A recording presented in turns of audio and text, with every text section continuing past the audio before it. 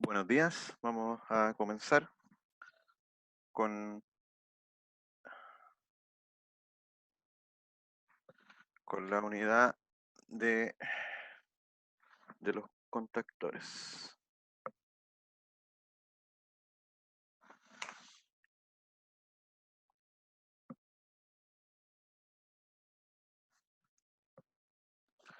Y entonces los temas que vamos a ver en esta clase referente al, al contactor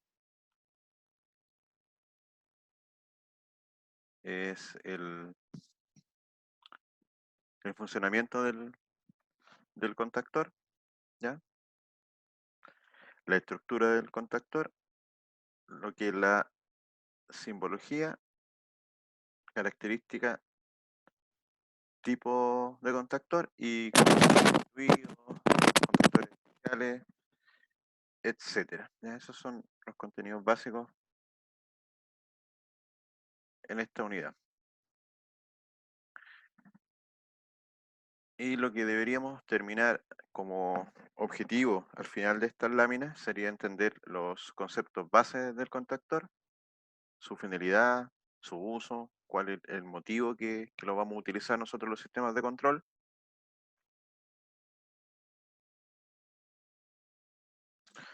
Interpretar correctamente su simbología, lo que son los contactos de fuerza, los contactos auxiliares, lo que es la bobina, conocer los distintos tipos de contactores y sus características técnicas, lo que son, por ejemplo, los contactores en función de su clase AC1, AC2, AC3, para carga resistiva, inductiva, altamente inductiva, lo que es un contactor que se usa para el manejo con condensadores, etcétera.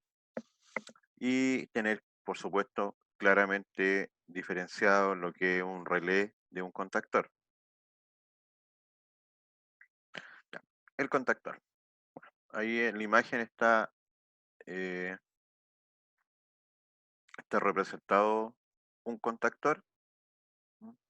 Un contactor, podríamos decir, desde el punto de vista de funcionamiento, es similar a un relé, ¿ya?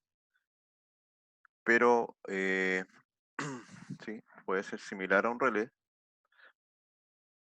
En el caso de que sean electromagnéticos, ambos van a funcionar con una bobina. La bobina tenemos que energizarla, lo mismo que en el caso anterior, ya sea con corriente alterna, con corriente continua, según las especificaciones del contactor que estemos usando, ¿ya? Pero, como les decía, el principio son los mismos principios de funcionamiento, la diferencia está, ¿m? El mismo principio de funcionamiento, la diferencia principal va a estar en, en que el contactor trabaja con tensiones y potencia eléctrica más elevada. Vamos a anotar un par de compañeros que acaban de llegar.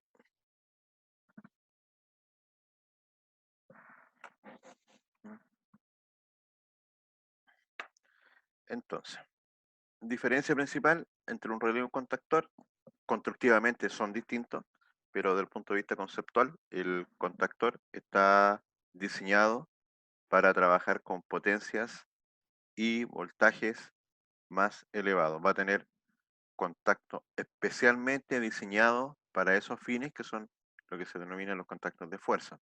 ¿Mm? Y desde el punto de vista, desde el punto de vista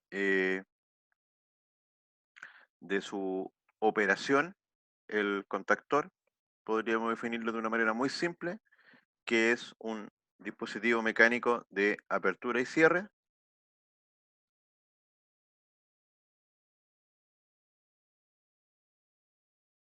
O sea, podríamos decir que es un interruptor.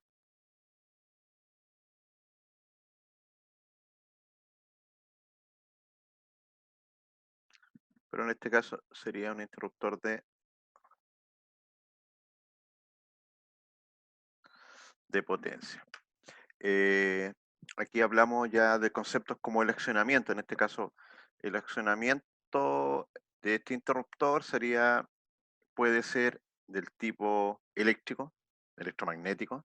También existen contactores neumáticos, por ejemplo, que se pueden accionar con aire. ¿Ya? Nosotros en particular vamos a trabajar con todo lo que son los contactores del tipo eh, electromagnético.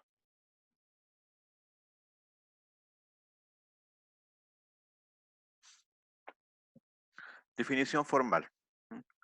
¿Qué es lo que es un contactor? Muy simple, es un aparato mecánico, como les dije, de conexión y desconexión eléctrica, accionado por cualquier forma, en este caso menos manual. ¿Ya? O sea, un contactor no se opera manualmente.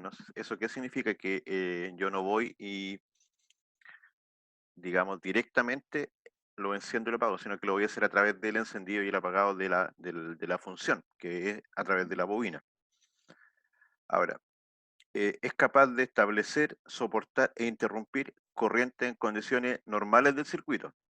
¿Qué significa esto? Esto es interesante porque son condiciones normales, o sea, esto no es un elemento que está diseñado como una protección, es un interruptor. Entonces, está pensado para trabajar en condiciones normales. ¿Ya? No está, eso, condiciones normales del circuito. Como condición extrema sería una condición de sobrecarga. ¿Cuál sería la diferencia entre una condición normal y una condición de carga de un circuito cualquiera? Supongamos que nosotros tenemos un motor y que nos indica que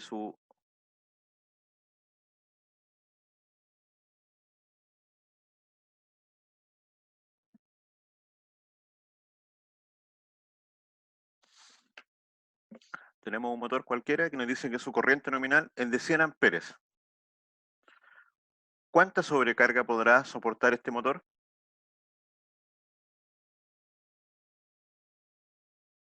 ¿Alguien me puede responder?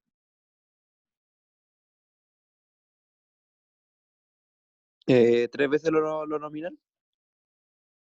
Ya, aquí tenemos una primera aproximación. Nos están diciendo que la sobrecarga posible, nos están diciendo que sería 3 por I nominal. ¿Alguien tiene otro valor? Pero es que eso varía dependiendo del tiempo también, pues. Ya, aquí estamos diciendo que hay otra, digamos, condición. Aquí nos dieron un valor y aquí dicen depende del tiempo. Estamos hablando de un motor de inducción. Un motor trifásico, básicamente, de corriente alterna. ¿Alguna otra acercamiento? Por acá estamos pensando en 3 veces la nominal. Estamos pensando también en el tiempo. Varía en función del tiempo. ¿Alguna otra definición para establecer bien lo que es una sobrecarga?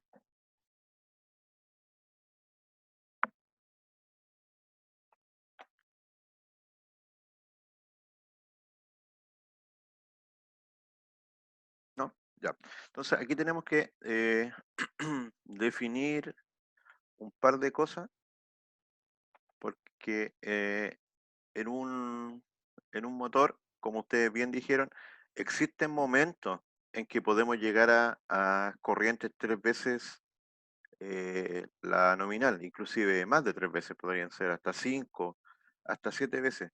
Pero esta condición, que es una condición crítica, ¿ya? Esta condición de acá, esta de aquí, que es una condición crítica, digamos, solo puede ocurrir solo en el arranque.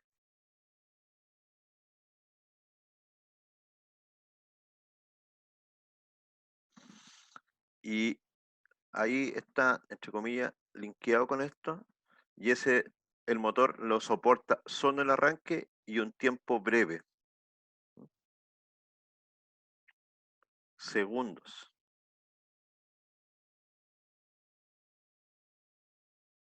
¿ya? Hasta una magnitud de unos pocos segundos, 5 segundos, 10 segundos. Entonces, el contactor en este caso tiene que estar pensado para que funcione en condiciones normales. ¿Cuáles serían las condiciones normales? Las que están acá. Que el contactor pueda trabajar sobre la corriente nominal del motor. Profe, Dígame. ¿cuántas veces puede pasar eso? Muy buena pregunta.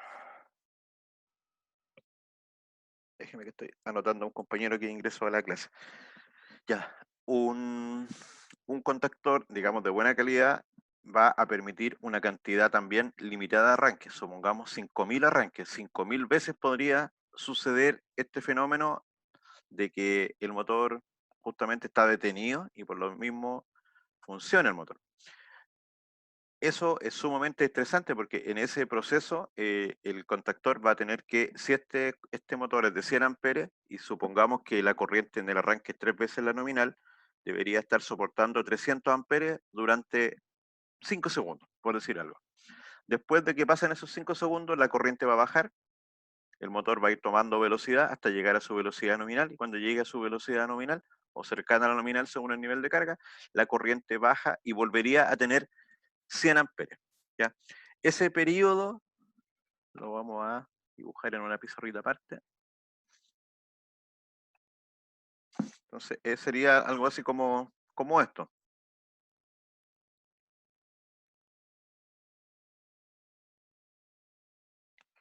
Aquí estaría el tiempo y nosotros lo que haríamos en algún momento, acá tenemos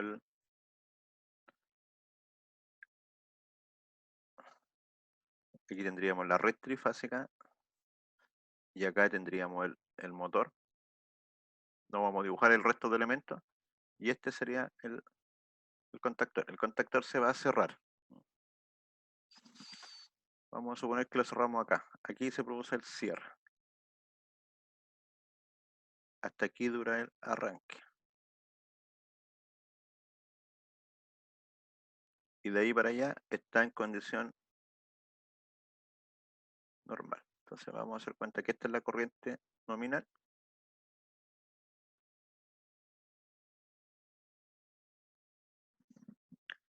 Y este va a ser 3 polinominal. ¿Alguien más llegó?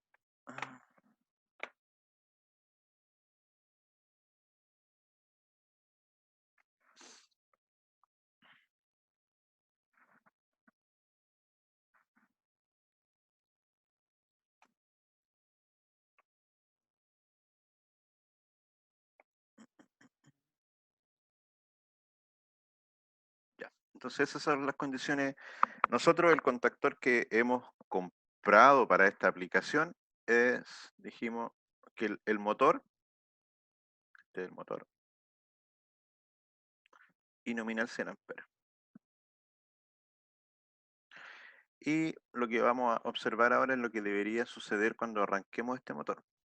Entonces, como ustedes dijeron, en este momento se cerró el interruptor. Cuando el interruptor se cierra, la corriente sube bruscamente, llega hasta el valor máximo del arranque, empieza a bajar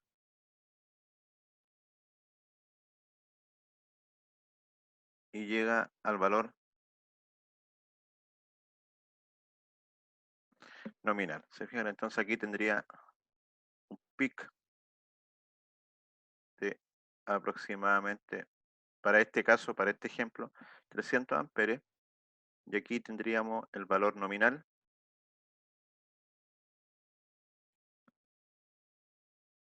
100 amperes. Eso es lo que sucede en este caso. Entonces, la pregunta original es, o la definición dice que el contactor está diseñado para poder trabajar en las condiciones normales de operación.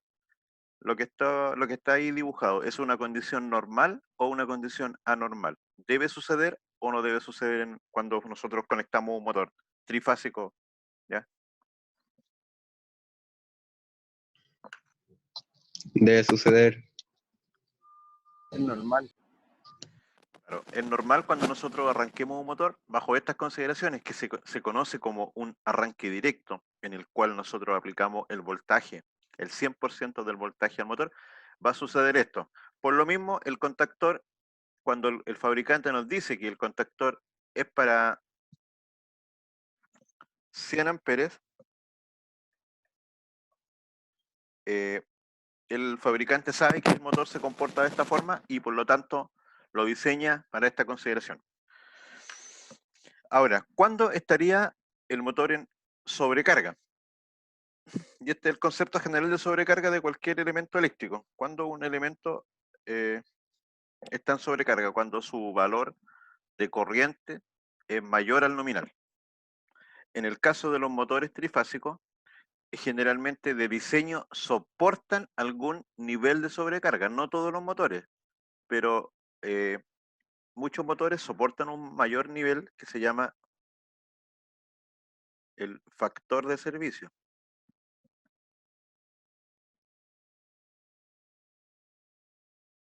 Y generalmente en las placas del motor viene indicado como FS. Ahora, este factor de servicio, para que se hagan una idea ustedes,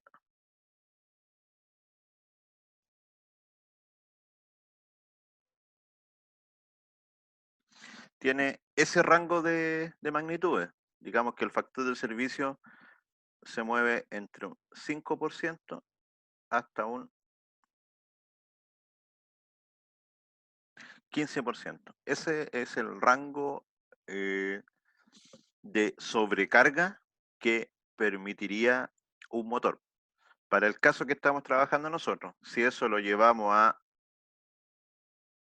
al valor, significa que nuestro valor de corriente nominal son 100 amperes, y dependiendo, si el motor dijera que tiene un FS, un factor de servicio de 1.1, nuestro motor podría trabajar hasta qué corriente?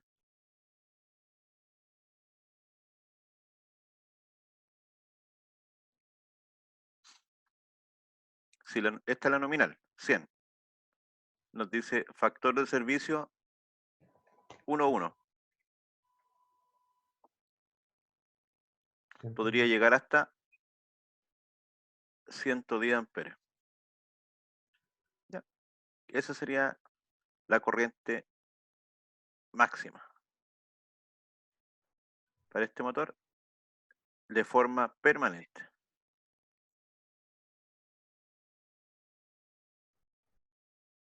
¿Qué significa permanente?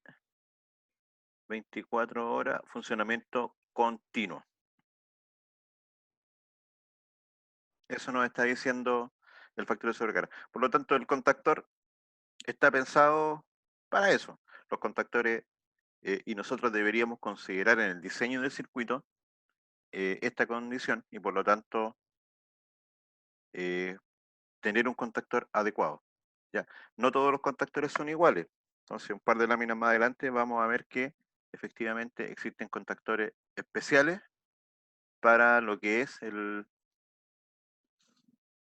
manejo de cargas de este estilo.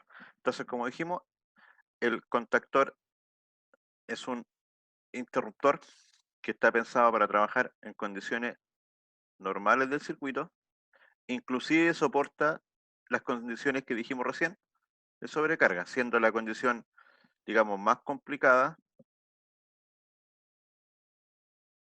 el arranque. Ahora, ¿cómo se acciona un contactor? ¿Ya? Cuando decimos cómo se acciona un contactor, es cómo pasa del estado off, por ejemplo, o apagado, al estado como hasta encender.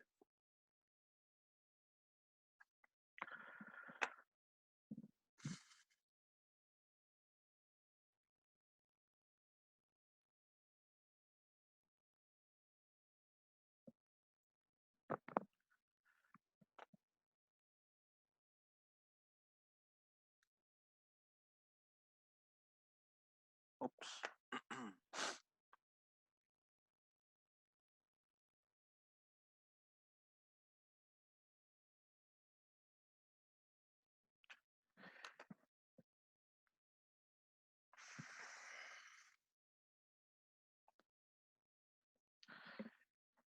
En el caso particular de los contactores que nosotros usamos en control eléctrico, son de dos tipos principalmente.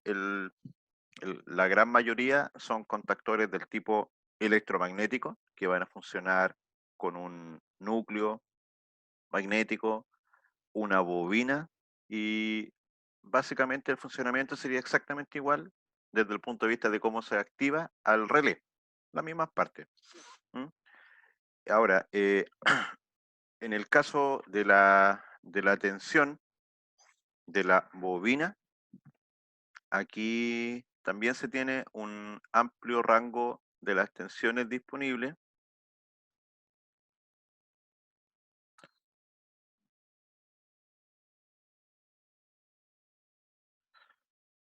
siendo las más comunes, esto podría ser en corriente alterna o en corriente continua, siendo las más comunes, como les dije, que la bobina se alimente tanto en 24, 48, 220 y inclusive en algunos casos 380 volts. Nosotros en el laboratorio, cuando en algún momento realicemos las prácticas, las bobinas de nuestro contactor en el laboratorio lo alimentamos con esto en el laboratorio de electricidad, con 24 volts. ¿Qué creen ustedes que va a ser la implicación entre alimentarlo con 24 volts versus alimentar el mismo contactor con 380 volts? ¿Por qué? ¿Por qué escogeríamos 24 en vez de otro voltaje como 380? ¿Cuál sería la razón para eso?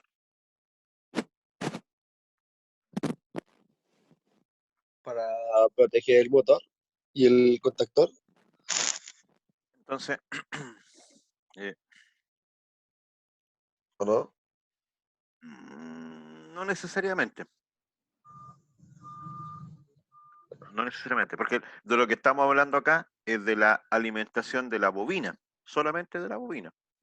Ya, nosotros estamos diciendo que para que el contactor funcione, nosotros tenemos que energizar la bobina. Digamos que en este dibujito que está arriba, En la 1 y en la 2.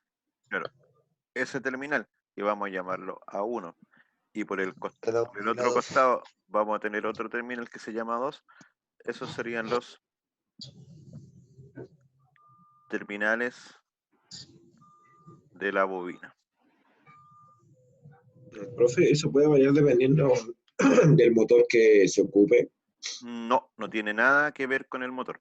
En este caso, No, pues, porque, esos son los terminales, pues. claro, No, pero lo que voy yo es que puede ser que el motor sea de 24 volt y para no tener que sacar una alimentación de otro lado pueda ocuparse ah, un de 24 volt, ¿no? podría ser un criterio, sí, podría ser un buen criterio en que para justamente evitar tener que poner algún transformador, en este caso como es corriente alterna, usemos la misma tensión que está disponible en el tablero.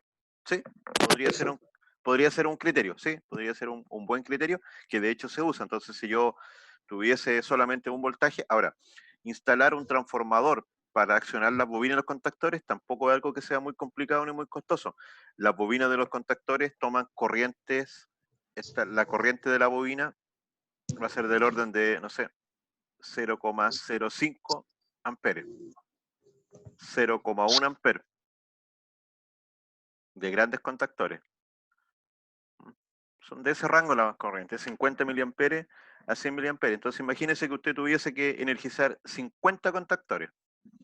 Requeriría un transformador de 5 amperes, 24 volts. Eso es un transformador de 120 voltamperes, un transformador pequeñito, digamos 10 por 10 centímetros, un cubo de 10 por 10 por 10, una cosa pequeña, lo podría instalar sin ningún problema por espacio en un tablero.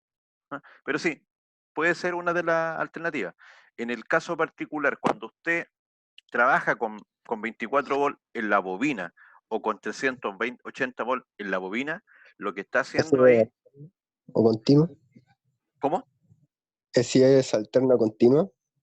Sí, en este caso lo que es voltaje son pocos los contactores que usted va a encontrar industrialmente con alimentación en corriente continua. La mayoría de los contactores que vamos a encontrar del tipo electromagnético son alimentados por corriente alterna. Entonces, Ya. el por qué, si nosotros en la bobina alimentamos con 24 volts, lo que estamos haciendo ahí es definiendo la tensión completa de todo lo que es el circuito de control. En el contactor tenemos dos circuitos, un circuito de control y un circuito de fuerza. En el circuito... un poquitito, déjenme.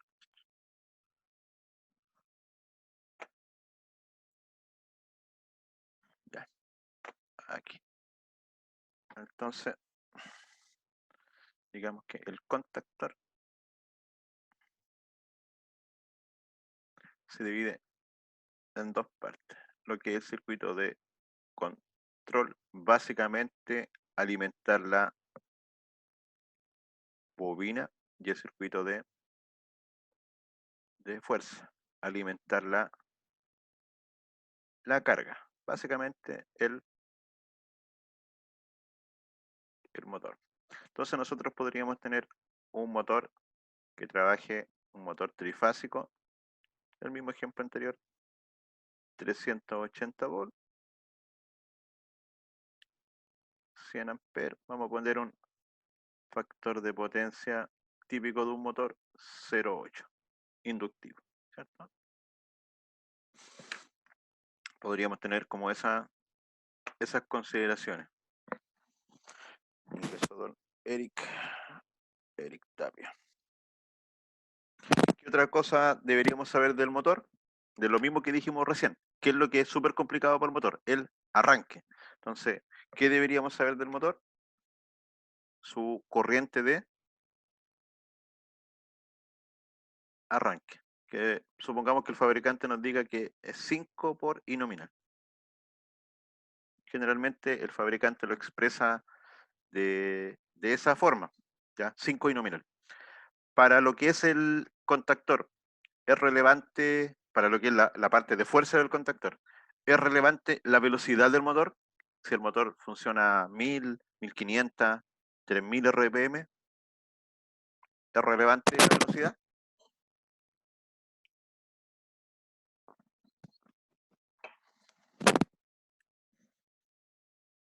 Recordemos que el contactor es básicamente un interruptor de potencia.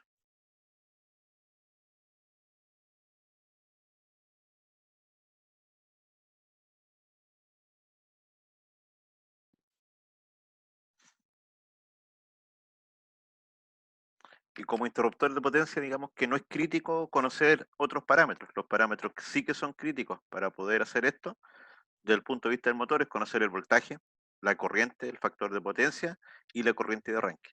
Pero todo eso forma parte del circuito de fuerza. Ahora nosotros, el circuito de control lo definimos nosotros, ¿no? Nosotros escogemos si el circuito de control lo vamos a realizar en, por ejemplo, como les dije acá, el circuito de control es alimentar la bobina. Entonces acá habían dos opciones. Lo hacíamos en 24 volt AC, opción 1, o la opción 2, había dicho 380 volt AC. Acá también esto es alterno, por lo tanto sabemos que todos estos de acá son todos AC, ¿cierto? Corriente alterna. Entonces, como uno de los compañeros dijo recién, ya profe, entonces no quiero usar un transformador de control para... cuando hablamos de transformador de control, justamente estamos pensando en usar un voltaje distinto al de la red para lo que es control. Así que como tengo 380 volts disponibles, voy a usar 380 volts, porque eso es lo que hay, eso es lo que está en estos momentos en el tablero. Y podría ser un criterio. Ahora, como les dije yo, en el laboratorio lo que vamos a usar son 24 horas. Y esto podría ser en la industria.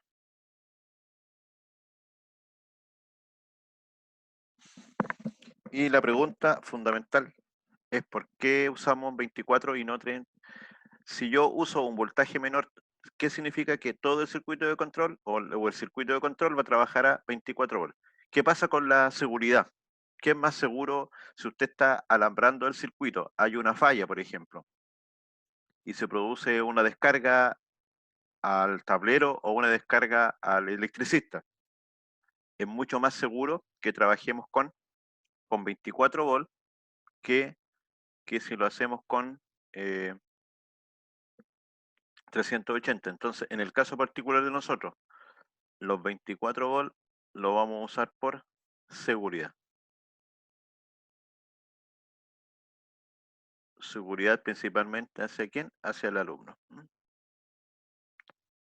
¿Por qué? Porque al tener una menor tensión, cuando usted esté alambrando el circuito o ante un error de conexionado, la descarga que va a producirse es menor. Ahora, ¿qué pasa en cualquier carga si yo bajo el voltaje? ¿Qué pasa con la corriente?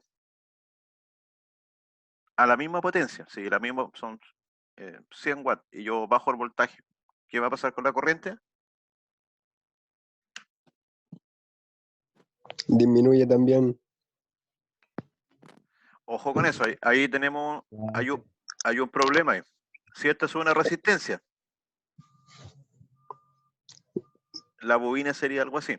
Este sería el modelo de la bobina.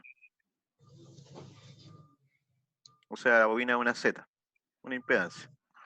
¿Qué pasa si aquí yo tengo un voltaje variable que está bajando? ¿Qué pasa si el voltaje baja? ¿Qué pasa Aumenta la con, corriente. ¿qué pasa con la corriente? Aumenta para que quede pareja la potencia. No, la potencia está definida, supongamos que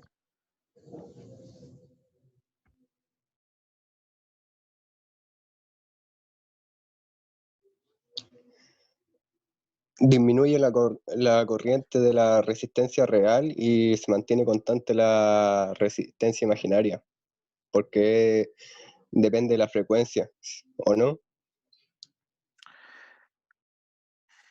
el valor completo de la impedancia no cambia. Recuerden, la corriente es igual a B partido por Z. Este valor es, la R es constante. Y en este caso, el XL sería constante si es la misma frecuencia. Si no cambia la frecuencia, el valor de la impedancia básicamente es constante, no cambia. Si la impedancia del motor son 3 ohms, estacionariamente hablando, después del arranque, en el arranque van a ver ustedes en máquina que en el arranque la impedancia cambia, que la impedancia depende de la velocidad durante el arranque. Por eso es que la corriente de arranque en un motor es tan alta, porque parte con una impedancia muy baja, ya, una impedancia tendiente a cero, y en la medida que el motor va tomando velocidad, va cambiando la impedancia, va subiendo y llega a un valor de impedancia constante, que es cuando trabaja a corriente nominal. Entonces, para todos estos casos, estamos trabajando en la impedancia nominal. Por lo tanto, ¿qué pasa si, por ley de Ohm solamente, pues muchachos, no se enreden tanto? Si baja el voltaje, ¿qué pasa con la corriente? Baja. ¿Mm? Eso es en el motor, pero acá no es el motor. Acá estamos hablando de la bobina. La bobina tiene siempre una Z constante, porque no le cambiamos la frecuencia a la bobina. Entonces aquí es más simple.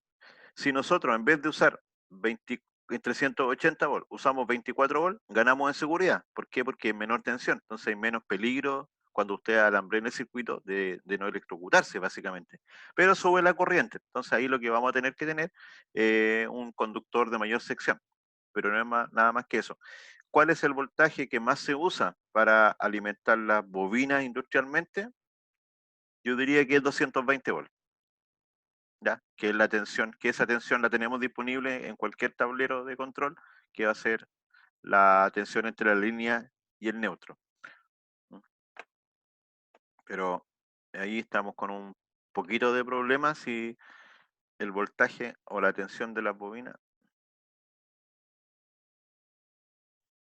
digamos,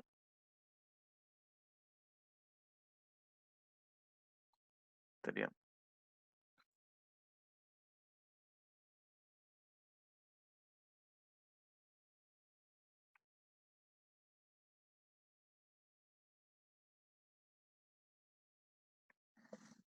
Estos serían los voltajes más comunes en 220 volt AC, digamos, tensión línea neutra de un sistema, tensión línea a línea, y esto a través de un transformador de control. ¿Podría yo un contactor que es de 220 volts transformarlo a uno de 24 volts? En algunos modelos se puede. En algunos modelos la bobina del contactor es una pieza que yo puedo cambiar. ¿Ya? ¿En qué sentido cambiar? Si se quema la bobina, yo puedo reemplazarla, compro una bobina nueva. Y de hecho yo podría comprar una bobina para una tensión distinta. Esto no es menor, porque nosotros después nos vamos a preocupar ya solamente de hacer el circuito. En el laboratorio ahí con el profe Rubén, con el profe Sebastián, van a estar trabajando en los circuitos de alambrado, en la lógica, pero tienen que tener claro todas estas consideraciones que son muy básicas, son muy simples, para poder diseñar los, los, los circuitos de partida de los motores. ¿Qué pasa, por ejemplo, si yo tengo una red eléctrica?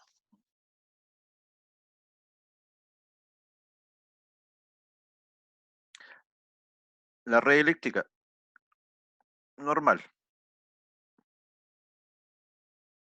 donde me dice a mí que el voltaje línea a línea es de 380 volts y que el voltaje línea neutro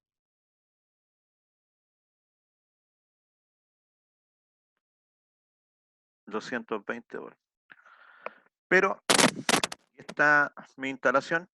Vamos a hacer cuenta que este es un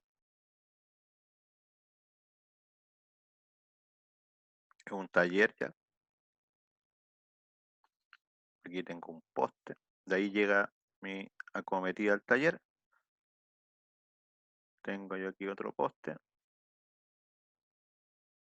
Otro poste más. Están bien feos los postes, pero ustedes se lo imaginan más bonito. Y acá llego recién a mí. Aquí tengo el transformador. Y digamos que del transformador al taller existen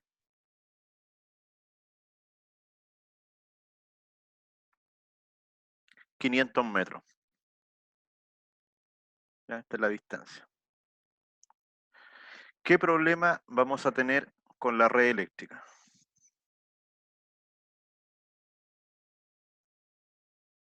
Vamos a graficar voltaje en función de la distancia. Vamos a hacer cuenta que aquí están los 500 metros. Caída de voltaje. ¿Cierto? Y vamos a hacer cuenta que por aquí estarán los 100 metros. La red eléctrica, la compañía distribuidora nos dice que en los transformadores yo puedo tener el voltaje nominal más 5%, menos 5%. Hasta más 10 y menos 10 me soportan. Pero generalmente en este punto, acá está la red de MT. ¿Qué significa MT? Media tensión. Media tensión, perfecto. 12 kilovolts, 13,2 kilovolts, que son las tensiones típicas. Ahí está la red trifásica en media tensión. Después llegamos acá a la monofásica, que generalmente va a ser 400, 230 volts.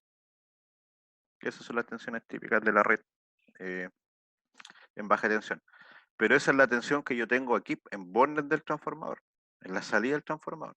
En la medida que yo voy moviéndome, entonces vamos a suponer que aquí está la tensión nominal.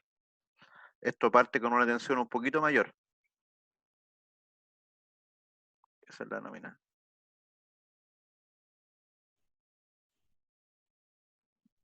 Y yo voy a empezar ahora a partir desde aquí, partí con una tensión un poquito mayor, cae, cae, cae, cae, cae, cae, cae, cae, cae, cae. Vamos a ser bien extremo.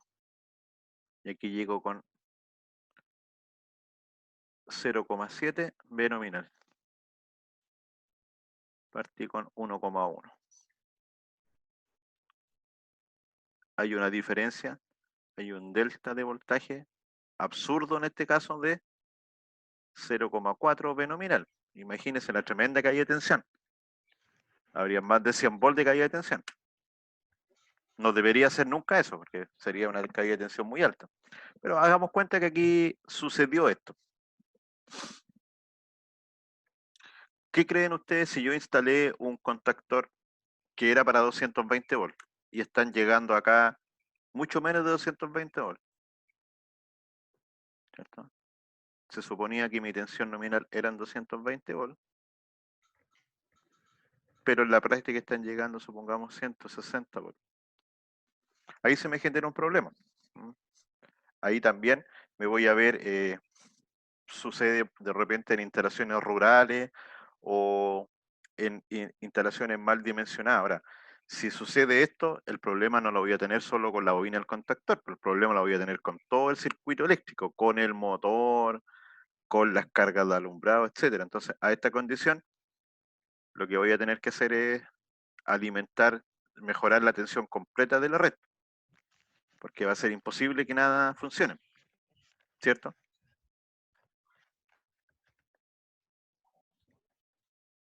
Solamente si viéramos el problema solamente desde el punto de vista de control, podría suceder que hayan fluctuaciones en la tensión. Este caso es crítico, pero lo que sí podría suceder es que la tensión de la red, siendo 220 volts, en algún momento, no sé, no esto, pero un caso B, que tenga ya, 230 como valor máximo y como valor mínimo puede tener 190 volts. Entonces, aquí estas variaciones podrían hacer que el contactor no se cierre bien y esto produzca que aumente la corriente y daño en el contactor.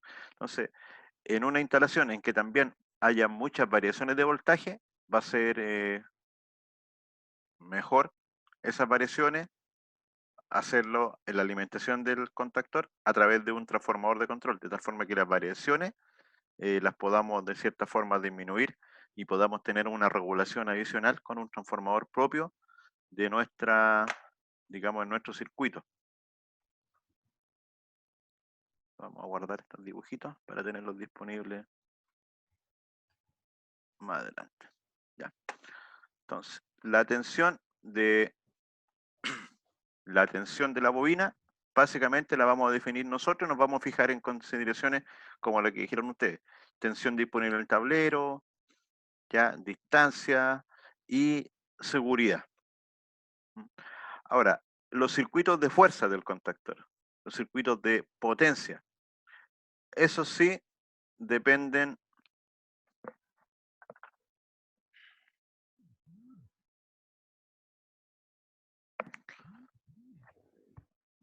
los circuitos de potencia dependen 100% de la corriente del motor, porque en los circuitos de potencia, en los contactos de potencia, ahí lo que vamos a tener que poder soportar es la corriente nominal, ¿ya? Entonces, cuando hablamos de justamente la corriente nominal de un motor, de un contactor, disculpen, cuando hablamos de la corriente, ya nos estamos refiriendo a la corriente que van a soportar el circuito de fuerza. Y eso es básicamente la corriente del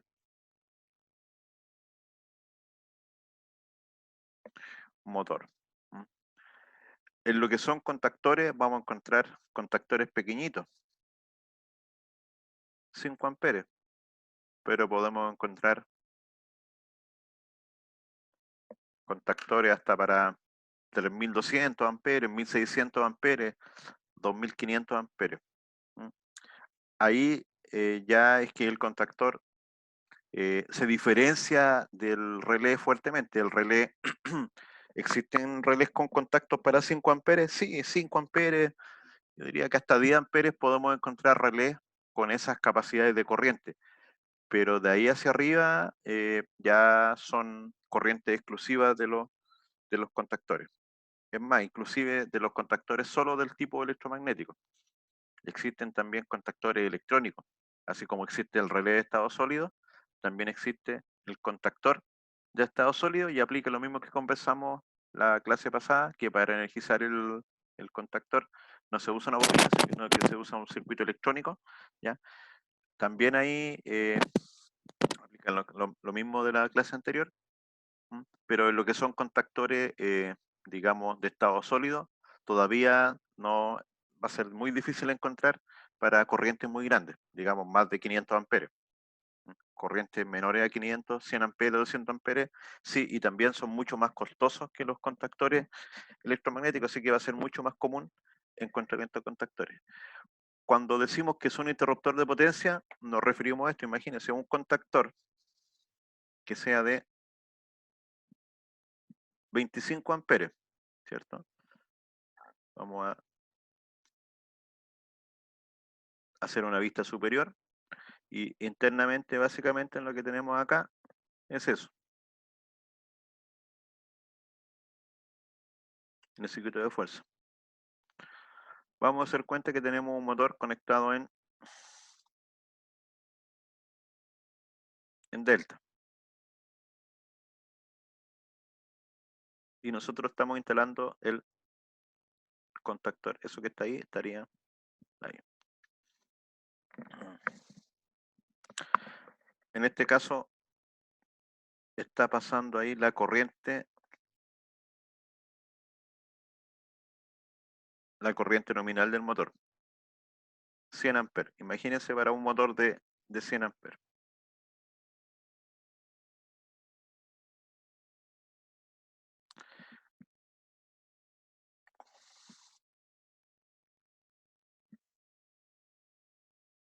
¿Qué corriente estaría circulando ahí dentro del triángulo? De la conexión del triángulo.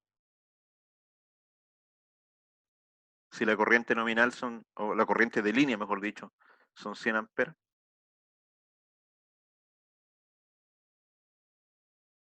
¿Cómo se llama la corriente que está circulando ahí dentro del triángulo?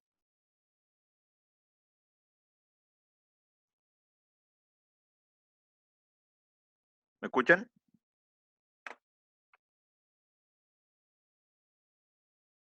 Corriente de fase. Ya, perfecto. Y si la corriente nominal son 100 amperes, la otra es raíz de 3 veces más chica. 3 veces, claro.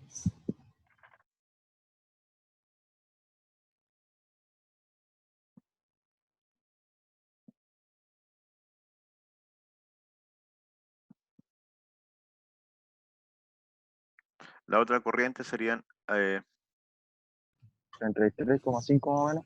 ¿cuánto? 33, algo, 33,3. La diferencia entre corriente de línea y corriente de fase sería dividirlo por raíz de 3, ¿cierto? Que es 1,73.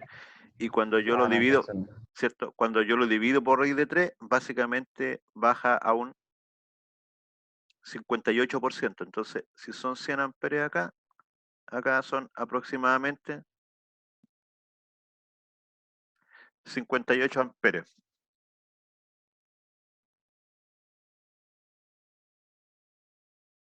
¿A qué corriente tengo que setear el contactor cuando yo lo tenga que...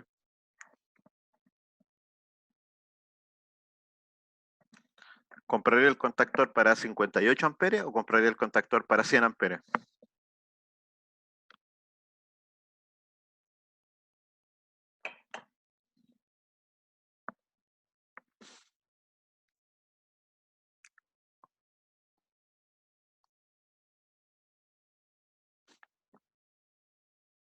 Fíjense que el contactor está en esta parte del circuito. Esta es la corriente que va a soportar el contactor. Por lo tanto, ¿qué corriente debería considerar yo para cuando tenga que hacer el diseño? Los 100. los 100 amperes, ¿cierto? Sí. Y si yo ahora dijera, oh, ¿qué potencia? 100 amperes no es menor, porque yo debería decir 380 volts por 100 amperes por 1.73, un contactor para 100 amperes, ¿ya? Este contactor que es para 100 amperes, si yo digo 380 volts por 100 amperes por 1,73, eso me da 65.740 volamperes. Eso es bastante potencia, 65.000 volamperes. Es bastante potencia un contactor de 100 amperes. Y como les dije, ese no es el contactor más grande. Nosotros podríamos encontrar contactores de 3.000 amperes, 3.200 amperes, o sea, contactores que son capaces de manejar, abrir y cerrar, interrumpir potencia hasta de 1 megavolamper, 2 megavolamper. Una potencia bastante grande, motores bastante grandes. ¿Ya? Eso ya son contactores de tamaño considerable. Esa es la gran diferencia de un contactor con un relé. Porque yo podría tener un relé que tenga 3 contactos abiertos y usar un contacto para cada fase. Podría hacerlo, ¿ya? Pero como les digo, el relé no está pensado para ese tipo de funciones. El relé está pensado para usarlo como contacto auxiliar, para encender una lámpara, para encender otro relé, para dar órdenes de control, no para dar órdenes de fuerza. Para dar órdenes de fuerza, lo que vamos a usar siempre va a ser un contactor, o después cuando veamos los que son circuitos electrónicos también, algunos otros más avanzados. Vamos a guardar esa.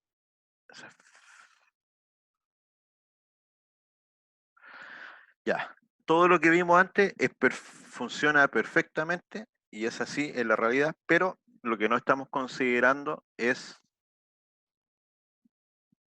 el factor de potencia de la carga. El factor de potencia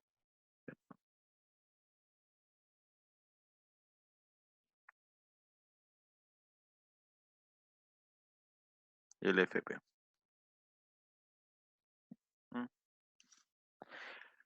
Y en los motores, ¿qué factor de potencia ustedes creen que es el típico en los motores de inducción? Los motores trifásicos. O saben ya. ¿Vieron algo con el profesor de máquinas rotativas de motores? Nada aún. Ya, entonces les puedo adelantar que el factor de potencia típico de los motores va a ir, no sé, de 0,7 a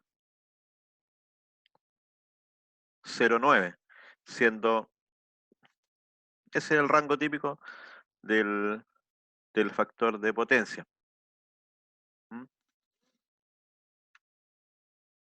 Algo más simple. ¿Qué es lo que es el factor de potencia? En cualquier equipo eléctrico. ¿Qué es? El coseno del ángulo.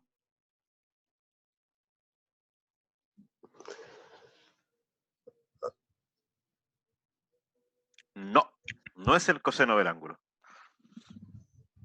Eso es un caso, se cumple que el factor de potencia en algunos casos tiene el mismo valor que el coseno del ángulo. ¿Ya?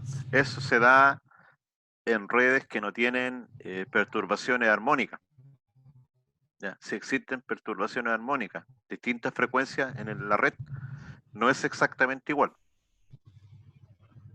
Se va a dar también en una carga que es solo resistiva. En una carga solo resistiva, en una carga solo inductiva, se va a dar. Pero no es así. ¿Qué es lo que, cuando usted calcula el factor de potencia, si solamente tiene las potencias de una carga? ¿Cuáles son las potencias? La potencia activa. Es la relación entre la potencia activa y aparente. Perfecto. Entonces sería la potencia, el factor de potencia. Vamos a colocar el FP es igual a la relación de la potencia activa. ¿Qué letra usamos para potencia activa?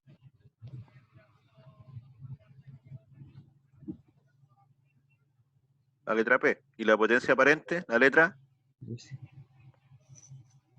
S. ¿Cierto?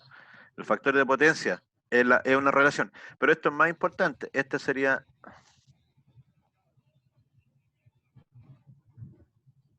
la potencia útil, la que realiza trabajo, versus la potencia aparente, que sería la potencia total o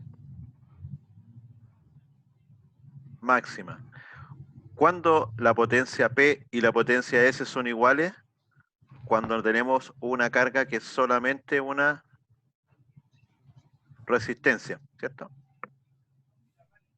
O, como usamos en circuito, cuando decimos que el coseno phi de esa carga es igual a 1. Pero en este caso, el coseno phi, el factor de potencia de los motores, va desde 0,7 a 0,9. Significa que la corriente que va a pasar por el motor,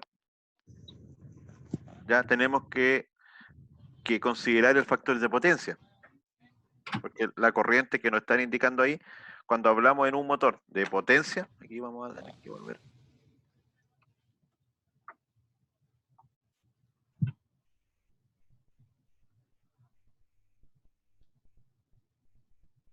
O sea, hagamos cuenta que este es un motor trifásico. Y nos dicen de nuevo, voltaje nominal 380. Corriente nominal 100 amperes. Factor de potencia 0,8. Lo que nos están diciendo acá que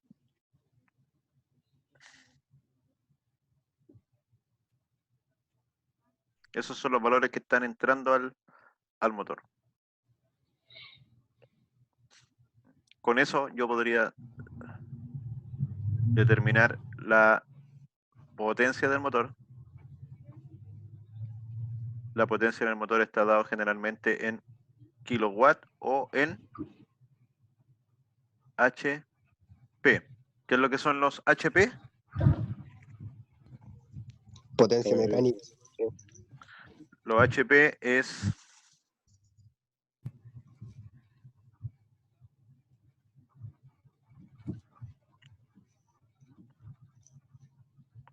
la potencia De salida. en el eje del motor. Y un HP son, eléctricamente hablando, 746 watts. Entonces, cuando nosotros dimensionamos un motor, bien, ¿sí? Los caballos de fuerza, los horsepower en inglés, o caballos de fuerza es lo que es HP.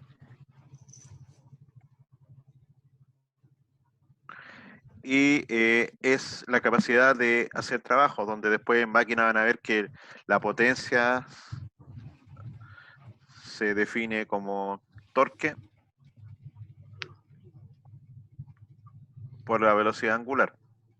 Nosotros después vamos a poder trabajar que los HP lo vamos a transmitir, pero ya eso es parte del curso de máquina. Lo que me interesa a mí desde el punto de vista del contactor es que tengan claro que nosotros en un motor nos podríamos encontrar con la potencia en kilowatt, con la potencia en HP, pero para el cálculo y el diseño del contactor me interesa desde el punto de vista de la corriente, la corriente nominal, y ahí me tengo que fijar por la corriente que va a pasar por el contactor. ¿Ya? Ahora, el factor de potencia no es algo despreciable. Ojo con eso, porque el factor de potencia también va a afectar a todos estos cálculos. Me va a afectar, ¿por qué? Porque mientras más bajo sea el factor de potencia, el motor va a tomar una corriente mayor, porque va a tener que hacerse cargo, porque la potencia en HP va a depender directamente de la potencia P, de la potencia activa. ¿Ya? Y si acá la potencia en el eje es la potencia en HP y va a ser básicamente la potencia activa, acá vamos a tener cierta potencia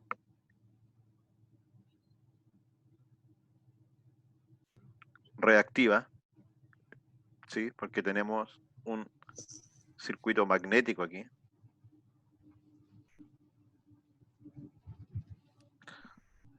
Nosotros tenemos que tener claro cuánto es la potencia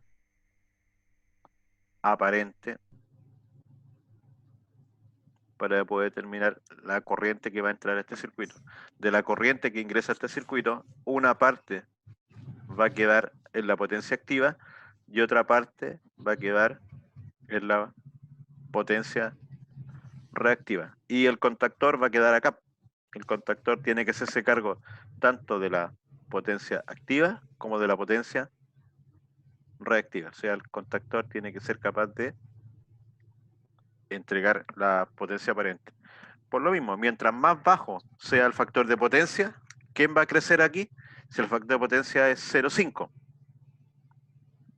¿Qué pasa con P? ¿Qué pasa con Q? ¿Cuál de las dos crece? Q. ¿Cierto? Porque la potencia activa, si yo tengo el mismo motor, supongamos que el motor es de 10 HP, y yo tengo un factor de potencia 0,8, y yo tengo un factor de potencia para otro motor 0,5. ¿Cuál de las dos corrientes es mayor aquí?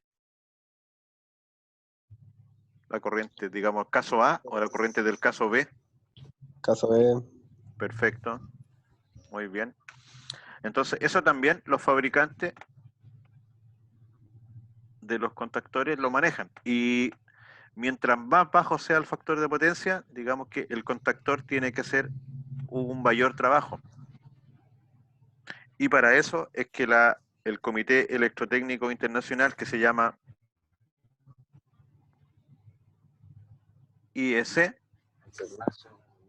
ya, IEC significa International Electric Committee, ya, también lo van a encontrar en algunos casos, lo van a encontrar como escrito así.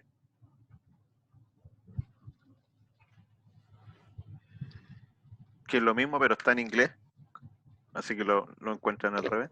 Definió los tipos de contactores para estos casos.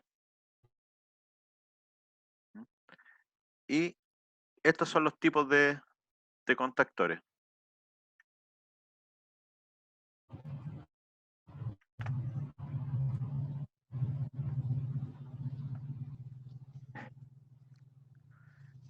El contactor tipo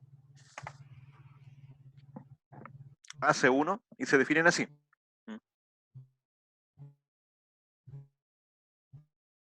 Este es para cargas receptivas. Las cargas receptivas tendrían un coseno igual a 1. O para cargas débilmente inductivas. Digamos que se mueve entre un coseno phi 1 hasta 0,95. Después tenemos un contactor tipo AC2, en que ya trabaja con factor de potencia mucho más bajo. Este es el valor menor, o sea, podría trabajar con factor de potencia 1, pero hasta 0,65. ¿Y qué nos dice? Que aquí nos da más información. Es para arranque e inversión de marcha de motores de anillo rozante, de motores que van a tener, en este caso, el rotor devanado. Caso los van a ver después en máquina. Tenemos otro tipo de contactores, que es vamos a dejar en este, que es el contactor tipo AC3. Este es para cargas fuertemente inductivas, lo que son motores jaula de ardilla, que sería también conocido como el motor de inducción. y este motor es un 95% de los motores en lo que es baja tensión. ¿Ya?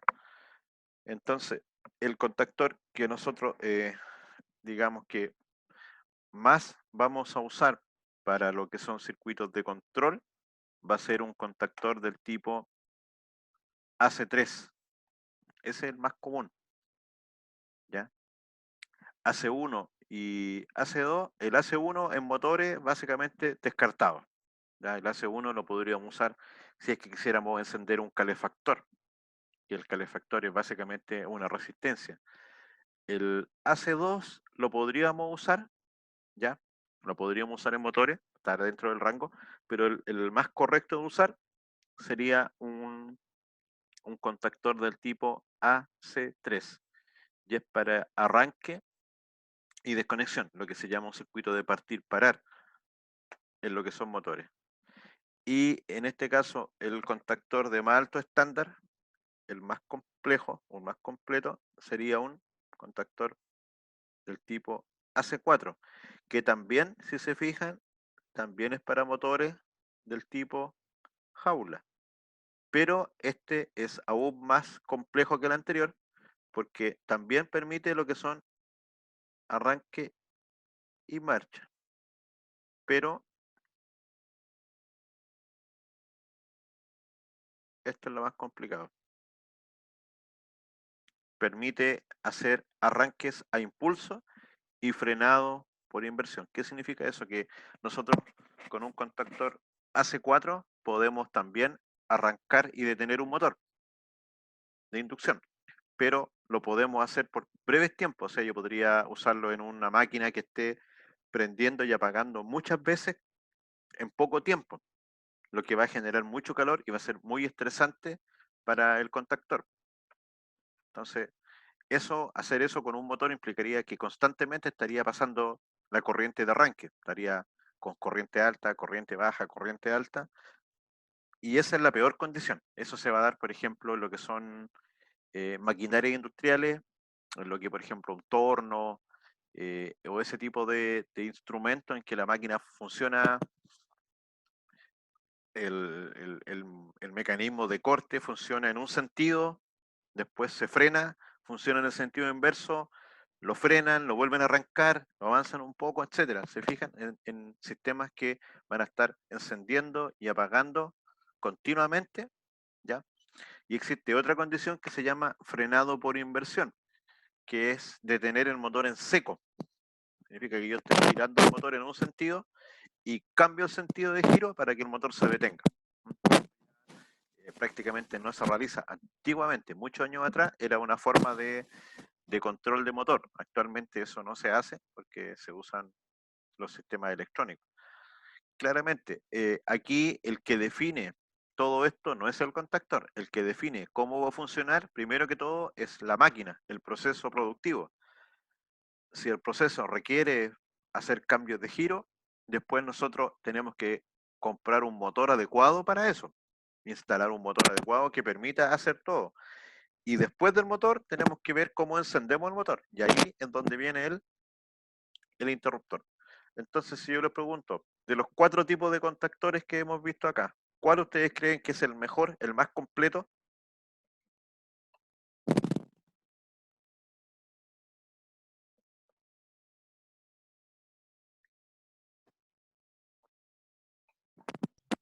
AC3. El AC3 es el más común. Ya, el AC3 nos va a servir perfectamente para cuando queramos arrancar un motor en un arranque directo, en un partir-parar, para un cambio de giro, nos va a servir. Pero, digamos, entre arranque, que pase un tiempo, pasen por lo menos minutos, 15 minutos, 30 minutos, 1 hora, de tal forma que se alcancen a enfriar las piezas. Si nosotros requiriésemos hacer el mismo trabajo, pero que pudiese arrancar y detenerse a los 30 segundos al minuto, volver a arrancar y detenerse, y eso todo el día, deberíamos usar un AC4. Por lo tanto, el más común que vamos a usar es un AC3, y cuando tengamos una carga que está sometida a justamente a esto, a arranques, detenciones, y en cualquier momento o muy breve, vamos a usar un AC4. El más común, el que nos va a servir la mayor cantidad de las veces, el AC3, pero digamos, el mejor de todos sería el AC4. El AC1 y el AC2 son para usos muy específicos. Ya el AC1 solo para carga inductiva y el AC2 para lo que son los motores de anillo rozante, que son los de rotor bobinado, que se usan muy poco en baja tensión. En media y alta tensión se usan más porque ahí se usa, pero hay otro tipo de motor, es un motor sincrónico, que lo van a ver después en máquina, y ahí se puede usar un contactor para energizar el rotor y se usa otro para energizar el estator. Se energizan por separado las piezas fijas y las piezas móviles. En el caso del motor de inducción, nosotros energizamos el motor, ¿m? Y el rotor se energiza por inducción. No tenemos que llegar con corriente directamente al rotor. Eso funciona por inducción electromagnética. ¿M? Así que esos son los tipos de contactores. Generalmente esto yo lo voy a preguntar en la prueba final, ¿ya? O en la prueba, en este caso en la prueba 1, la prueba de lo que son circuitos electromagnéticos. Nosotros tenemos 2 pruebas por hoja de, digamos, de descripción de la asignatura. Esta pregunta va sí o sí, y ahí les voy a pedir que hagan los cálculos asociados para determinar las corrientes, el factor de potencia, o les voy a dar yo los datos de placa de un motor, de tal forma de que ustedes pueden hacer los cálculos y determinar el contactor adecuado. Vamos a hacer algún ejemplo también de eso más adelante, en que les voy a colocar yo ahí los catálogos, los datos del motor, y que ustedes pueden hacer como la selección adecuada para un motor X. Ya. Sigamos.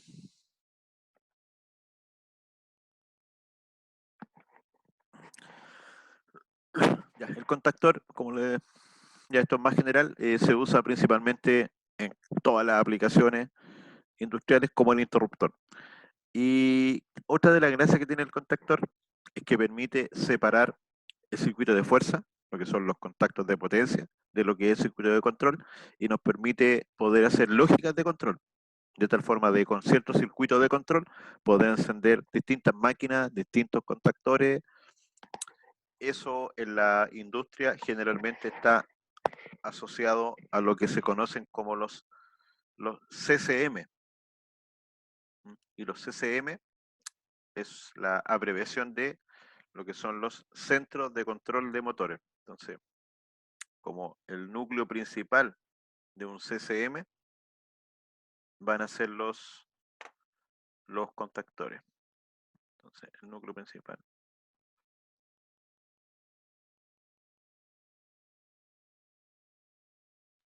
En control van a escuchar palabras como CCM, PLC, HMI, SCADA, DCS y otras más. Esos son como las unidades de control principales, son todas esas. CCM, el centro de control de motores, su principal componente son los contactores, son los interruptores. El PLC es un controlador lógico programable que básicamente es un equipo que nosotros vamos a usar ya en Control 2 y se puede programar, y lo que hace es lógica, no es potencia.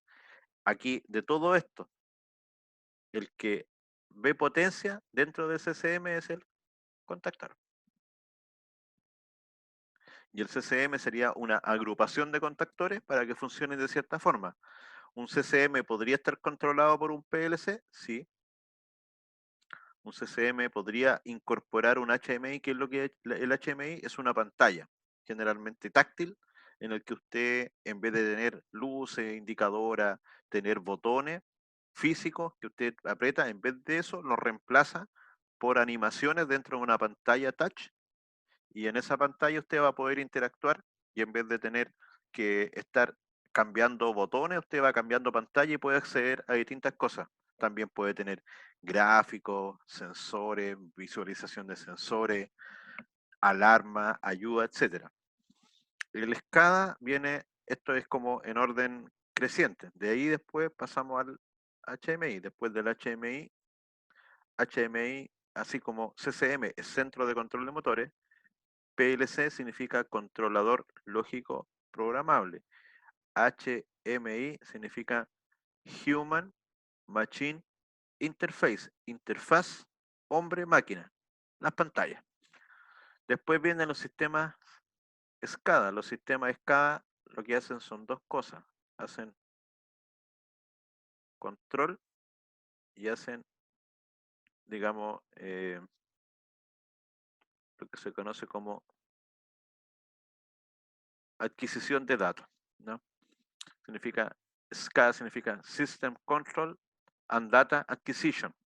Es un sistema que permite también ahora controlar un sistema, una máquina, una planta, y tiene memoria y va guardando los datos. El sistema SCADA, a su vez, puede estar compuesto por todo lo que está abajo. En un sistema SCADA pueden haber CCM, seguramente van a haber PLC y seguramente van a haber HMI. Y ya en la parte más alta del sistema de control tenemos lo que son los DCS. DCS significa sistema, la S, la C, control, y la D, distribuido. Y eso ya sería como una pirámide gigante en que hay distintas etapas, y cada una de esas etapas van a ser, acá abajo van a estar los contactores, acá van a estar los PLC con las pantallas, acá van a estar los sistemas de PC, SCADA, y acá arriba el operador o la sala de control, y va a estar operando todo lo que es el sistema de control. Ese ya es un sistema de control que integra todos los otros componentes en un sistema más grande, digamos, de mayor tamaño.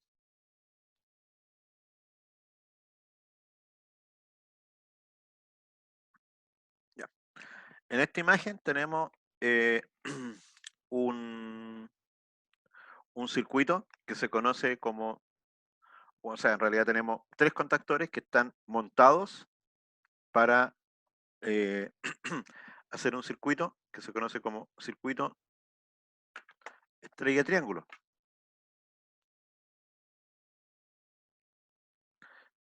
Y esto está, generalmente, esto se llama, es un rack. Y este generalmente sería como nosotros lo encontraríamos dentro de un CCM. Si se fijan, detrás está montado en un bastidor, en un rack, y ese rack está pensado para que yo lo pueda armar afuera del circuito. Voy al CCM e instalo completamente todas estas piezas directo en el CCM. Saco todas las piezas y las instalo completamente. Acá, en este rack de estrella triángulo, tenemos varias piezas. Tenemos lo que son contactor. Ahí tenemos un contactor, un segundo contactor. También tenemos un par de relés.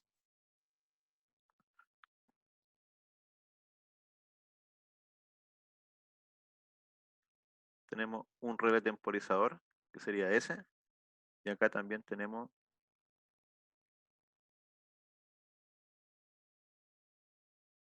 que ese sí que está ahí. Eso es básicamente estos que están acá del contactor. Lo que vemos ahí es el circuito de fuerza motor. Y lo que se ven aquí entre medio, esos de ahí,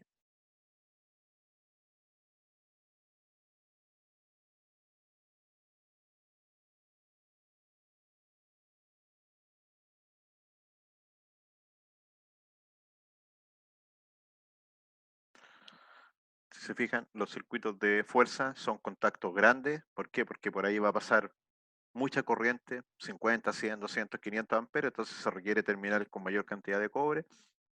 Y lo que tenemos acá son circuitos mucho más pequeños. De hecho, acá hay varios contactos. Y el circuito de control son los circuitos auxiliares con los cuales vamos a tener que alimentar las bobinas. Las bobinas están conectadas en alguno de estos terminales. La bobina es lo que nosotros vamos a encender con el circuito de control. Este circuito nosotros lo vamos a armar y va a ser una de las tareas y ustedes lo van a tener que armar, simular para distintas consideraciones. También existe la opción de un circuito arranque estrella triángulo, pero en este caso permite, este que está acá, va a permitir que el motor solamente gire, por ejemplo, en un sentido. Existe el arranque estrella triángulo con cambio de giro, en que nosotros podemos hacer que gire en un sentido o gire en sentido inverso, y en ese caso acá tendríamos que agregar un cuarto contactor y hacer el circuito correspondiente.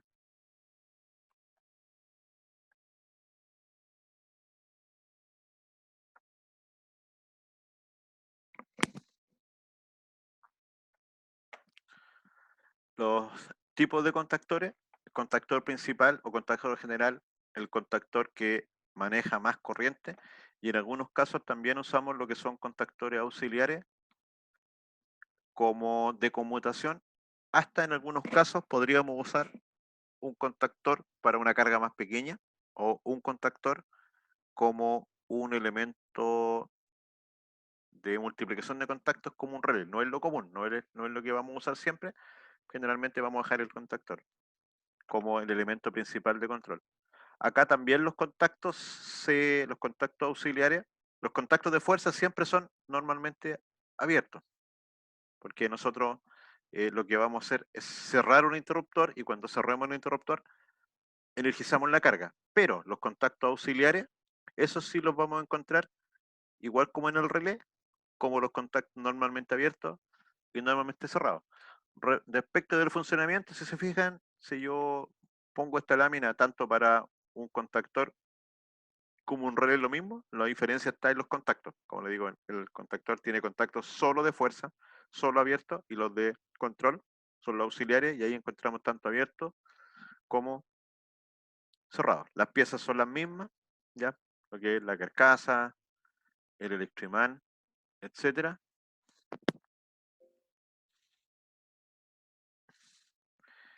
Estoy terminando, me quedan un par de para que se vayan a la clase de electrónica. El modelo del auto. ¿Ya? Ya. Te preguntaste por la bota de agua. Ah, le paso la. Vas a ver si están y te aviso. Ya. ¿Eh? Ya, tío. Se lo mando al.